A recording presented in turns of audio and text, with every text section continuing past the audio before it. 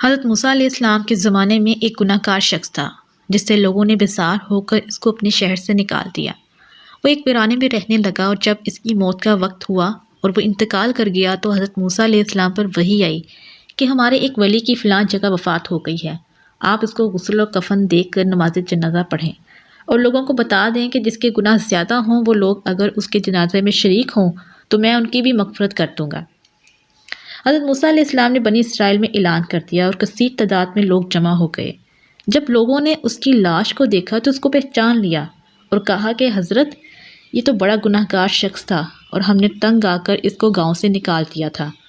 حضرت موسیٰ علیہ السلام کو تعجب ہوا اور اللہ سے سوال کیا کہ اے اللہ یہ کیا ماجرا ہے؟ تو اللہ کی وحی آئی کہ اے موسیٰ یہ بات تو سچ ہے کہ یہ گناہ گار تھا، مگر جب اس کی موت کا وقت آیا تو اس نے اپنے دائیں بائیں دیکھا تو کوئی رشتہ دار یا دوست نظر نہیں آیا اور خود کو تنہا و اکیلا محسوس کیا۔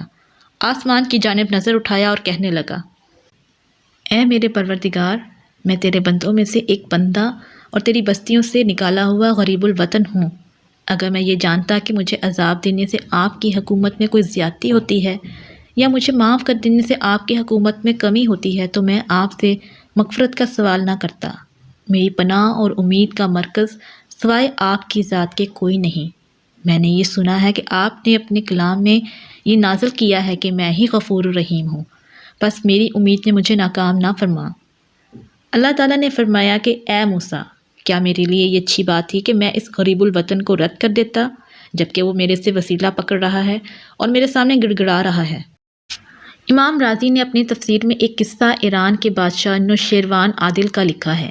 وہ یہ کہ وہ ایک بار شکار کھیلنے نکلا اور دوڑ لگاتا ہوا آگے نکل گیا، اپنے لشکر سے جدا ہو گیا۔ اسے پیاس کی شدت محسوس ہوئی اور وہاں ایک باغ نظر آیا۔ وہ اس میں داخل ہوا، دیکھا کہ انار کے درخت ہیں اور ایک لڑکا بھی وہاں موجود ہے۔ اس نے لڑکے سے کہا کہ ایک انار مجھے دے دو۔ اس نے ایک انار دیا۔ بادشاہ نے اس کو چھیلا اور اس کا رس نکالا۔ اس انار سے بہترین مزیدار رس لبالب نکلا۔ بادشاہ کو یہ انار کا باغ بہت پسند آیا تو دل میں عزم کر لیا کہ یہ باغ اس کے مالک سے چھین لوں گا۔ پھر اس لڑکے سے کہا کہ ایک اور انار لے کے آؤ۔ اس نے ایک اور انار لا کر دے دیا۔ جب اس میں سے بھی رس نکالا تو بہت کم رس نکلا اور ساتھ ہی کھٹا بدمزہ بھی۔ اس نے اس لڑکے سے کہا کہ یہ انار ایسا کیوں ہے؟ لڑکے نے جواب میں کہا کہ شاید بادشاہ نے ظلم کا ارادہ کیا ہو، لہٰذا اس کے ظلم کی نحوست سے انار ایسا بدمزہ ہو گیا۔ نوشیروان نے دل ہی دل میں اس ظلم کے ارادے سے توبہ کی اور لڑکے سے کہا کہ ایک انار اب لے آؤ۔ اب جو انار لایا تو اس کا رس پہلے سے بھی زیادہ عمدہ تھا۔ بادشاہ نے کہا کہ اب انار کی حالت کیوں بدل گئی؟ بچے نے کہا کہ شاید بادشاہ نے توبہ کر لی ہو۔ جب بادشاہ نے یہ بات سنی اور یہ حال دیکھا تو آئندہ کے لیے بالکل گناہوں اور ظلم سے توبہ کر لی۔ سورہ حشر کی آیت نمبر 16 کی تفسیر میں علماء تفسیر نے متعدد واقعات لکھے ہیں۔ ان میں سے ایک یہ ہے کہ بنی اسرائیل کا ایک راہب برسہ برس سے اپنی عبادت گاہ میں مشغول عبادت تھا اور لوگ دور دور سے اس سے علم جاننے آتے ہیں اور اس کی عبادت کا بڑا شہرہ تھا۔ اسی بستی میں 3 بھائی رہتے تھے جن کی ایک نہایت حسین و جمیل بہن تھی اور وہ بیمار تھی۔ ایک بار ان بھائیوں کو ایک سفر درپیش ہوا تو ان لوگوں نے آپس میں مشورہ کیا کہ بہن کو کہاں چھوڑ جائیں۔ ایک بھائی نے مشورہ دیا کہ فلاں راہب کے پاس چھوڑ دیں، وہ تو بڑا متقی عبادت گزار آدمی ہے، اس سے زیادہ قابل اعتماد یہاں کوئی نہیں، لہٰذا اس کے پاس چھوڑ دیں گے۔ اور کہنے لگے کہ اگر یہ ہماری بہن مر جائے تو اس کی تجہیز و تکفین کا یہ راہب انتظام کر دے گا اور اگر جیتی رہی تو اس کی حفاظت کرے گا۔ چنانچہ سب مل کر راہب کے پاس پہنچے اور اس سے گزارش کی کہ یہ ہماری بہن بیمار ہے اور ہمیں ایک سفر درپیش ہے، لہٰذا ہم اس کو آپ کے حوالے کرنا چاہتے ہیں۔ اگر خدا نخواستہ یہ مر جائے تو اس کی تدفین کا انتظام کر دیں اور اگر جیتی رہے تو اس کی حفاظت فرمائیں، ہم لوگ واپس آ کر لے جائیں گے۔ راہب نے کہا کہ ٹھیک ہے اور یہ لوگ رخصت ہو گئے۔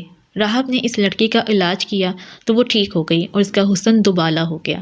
راہب کو شیطان نے بہکانا شروع کر دیا کہ اس کے ساتھ زنا کرے، مگر راہب بچتا رہا، مگر شیطان اس کو مزین کر کے سامنے لاتا رہتا تھا، یہاں تک کہ وہ راہب ایک بار زنا کے فعل میں مبتلا ہو گیا اور وہ لڑکی حاملہ ہو گئی۔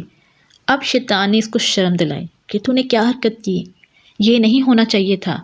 اگر یہ راز دوسروں کو اور اس کے بھائیوں کو معلوم ہو گیا تو تیری کس قدر رسوائی ہوگی۔ پھر شیطان نے راہب کو اس رسوائی سے بچنے کا علاج یہ سمجھایا کہ اس لڑکی کو قتل کر دے تاکہ کسی کو معلوم ہی نہ ہو سکے اور اس کے بھائی آئیں تو کہتے نہ کہ وہ بیمار تھی اور فوت ہو گئی۔ چنانچہ اس راہب نے اس لڑکی کو قتل کر دیا اور ایک درخت کے نیچے دفن کر دیا۔ جب اس لڑکی کے بھائی سفر سے واپس آئے تو راہب کے پاس اپنی بہن کو لینے آئے۔ اس نے کہا کہ وہ انتقال کر گئی اور میں نے اس کو قبرستان میں دفن کر دیا ہے۔ بھائیوں نے سمجھا کہ صحیح ہوگا اور چلے آئے۔ ادھر شیطان نے ان بھائیوں کے خواب میں آ کر کہا کہ تمہاری بہن مری نہیں ہے، بلکہ اس راہب نے اس کے ساتھ زنا کرنے کے بعد اس کو قتل کر دیا ہے، اور تم کو یقین نہیں آتا تو فلاں درخت کے پاس کھدائی کرو تو تم کو تمہاری بہن کی لاش مل جائے گی، دیکھ لینا۔ سب بھائیوں کے خواب میں جب اسی طرح نظر آیا تو انہوں نے اس خواب کو سچ سمجھ کر درخت کے پاس کھدائی کی، اور واقعی وہاں سے ان کی بہن کی مقتول لاش برآمد ہوئی۔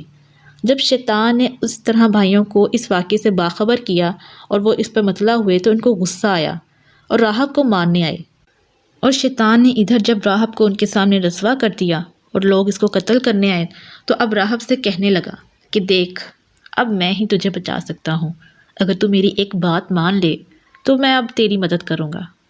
راہب نے کہا کہ اچھا، میں تمہاری بات مانوں گا۔ تو شیطان نے کہا کہ مجھے ایک سجدہ کر، میں تجھے بچا لوں گا۔ اس نے سجدہ کیا تو کہنے لگا کہ میں تجھ سے بری ہوں اور مجھے اللہ رب العالمین کا خوف ہے۔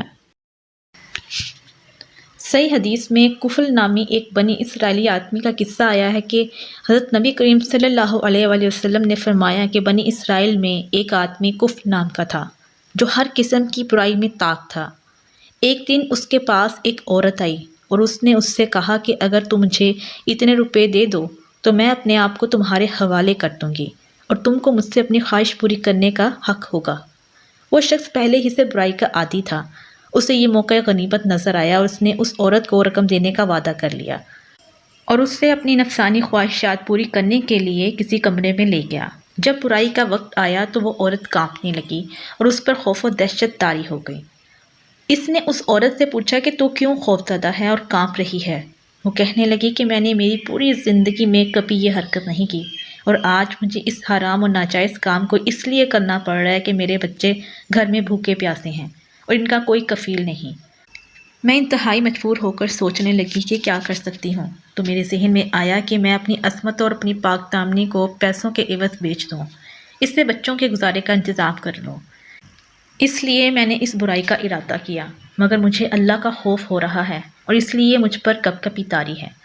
عورت دل سے بات کہہ رہی تھی تو دل پر اثر انداز ہوئی، اور عورت کی یہ داستان سن کر اور اس کا اللہ سے یہ خوف دیکھ کر اس مرد کے دل میں بھی اللہ کا ڈر اور خوف پیدا ہو گیا اور کہنے لگا کہ تو صرف ایک بار گناہ کا صرف ارادہ کر کے اللہ سے اس قدر خوف ہو رہی ہے، اور میرا حال یہ ہے کہ میں نے پوری زندگی اس کی نافرمانی میں گزار دی۔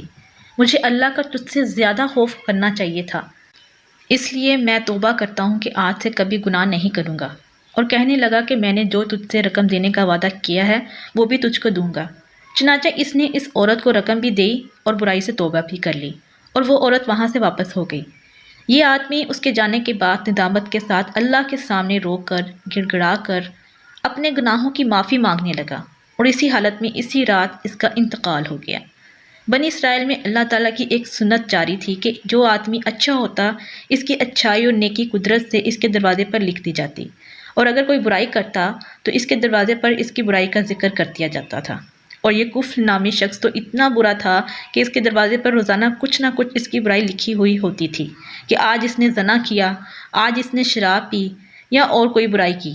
سارے شہر میں اس کی رسوائی ہوتی اور سب لوگ کہتے تھے کہ یہ کیسا برا آدمی ہے، اور لوگ اسی وجہ سے اس سے ڈرتے تھے۔ نبی کریم صلی اللہ علیہ وآلہ وسلم فرماتے ہیں کہ رات کو اس کا انتقال ہو گیا، اور صبح لوگ اٹھ کر دیکھتے ہیں کہ اس کے دروازے پر لکھا ہے کہ اللہ تعالیٰ نے کفر کی مغفرت کر دی، اور لوگ پڑھتے ہوئے جا رہے تھے۔ گزرنے والے روزانہ دیکھا کرتے تھے کہ اس کے دروازے پر کبھی کچھ تو کبھی کچھ لکھا ہوتا، مگر آج عجیب بات ہے کہ اس کے دروازے پر اللہ نے کفر کی مغفرت کر دی لکھا ہوا ہے۔ لوگ کہنے لگے کہ آج اس کے ساتھ کیا معاملہ ہوا کہ اتنا برا آدمی، اتنا شریر و فاسق آدمی، اور اللہ نے خود اس کی مغفرت کر دی۔ جب لوگوں نے اس کی تحقیق کی تو اس عورت کا واقعہ معلوم ہوا۔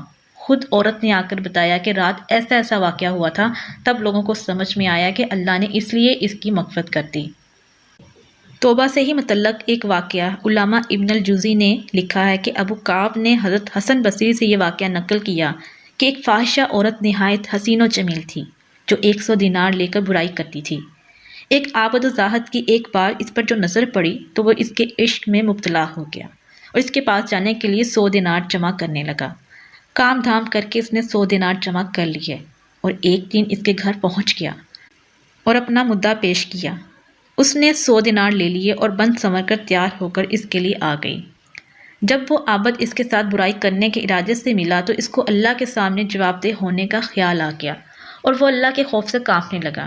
اس کی شہوت و خواہش ہی مر گئی۔ اس نے کہا کہ مجھے چھوڑ دے تاکہ میں یہاں سے نکل جاؤں اور یہ دینار تجھے ہی دے دیتا ہوں۔ اس فاحشہ عورت نے تعجب سے کہا کہ کیا ہوا؟ تو نے تو بڑی محنت سے یہ دینار جمع کیے تھے اور میں تجھے پسند آ گئی تھی اور آج تجھے یہ موقع ملا ہے اور تو اس کو چھوڑ کر جانا چاہتا ہے۔ اس نے کہا کہ یہ اللہ کے خوف اور اس کے سامنے کھڑے ہونے کے ڈر کی وجہ سے ہے۔ اس عورت نے کہا کہ اگر یہ بات تیری سچ ہے تو سوائے تیرے میرا کوئی شوہر نہیں۔ الغرض وہ وہاں سے نکل آیا اور اپنے گھر چلا گیا اور وہ عورت بھی توبہ کر کے اس عابد کا پتہ معلوم کرتے ہوئے اس کے پاس پہنچ گئی۔ جب اس کو بتایا گیا کہ فلاں تم کو پوچھتے ہوئے آئی ہے تو وہ یہ سن کر بے ہوش ہو گیا اور پھر مر گیا۔ قاضی امام عبد الواحد بن زید تبع تابعین میں ایک بڑے درجے کے صوفیہ میں سے گزرے ہیں اور حسن بصری و مالک بن دینار کے شاگردوں میں سے ہیں۔ وہ کہتے ہیں کہ ایک بار میں بیت المقدس آیا اور صحرا میں داخل ہو کر اندر سے بند کر لیا۔ جب رات طاری ہو گئی تو میں نے دروازہ کھولا، بس 18 آدمی داخل ہوئے جن پر لوہے کے لباس تھے اور ان کے پیروں میں کھجور کے پتوں سے بنے ہوئے جوتے تھے۔ ان کی گردنوں میں قرآن لٹکے ہوئے تھے۔ ان کی وجہ سے بیت المقدس نور سے بھر گیا۔ ان میں سے بعض نے بعض سے کہا کہ یہ عبد الواحد امام الزاہدین ہیں۔ وہ کہتے ہیں کہ میں نے ان سے عرض کیا کہ میں تم کو اس ذات کا واسطہ دے کر پوچھتا ہوں جس نے تم کو یہ کرامت دی ہے کہ آپ کون لوگ ہیں اور کہاں سے آئے ہیں اور یہ مقام آپ لوگوں کو کس طرح ملا؟ اے عبد الواحد، اللہ کی ولایت اسی کو ملتی ہے جو خواہش کو ترک کر دیتا ہے۔ اور بعض نے کہا کہ اس نے اللہ کو نہیں پہچانا جس نے خلوت و تنہائی میں اللہ سے حیا نہیں کی۔ بلا شبہ اللہ تعالیٰ فرماتا ہے کہ وہ لوگ جو غیب یعنی خلوت میں اپنے رب سے ڈرتے ہیں ان کے لیے مغفرت اور بڑا اجر ہے۔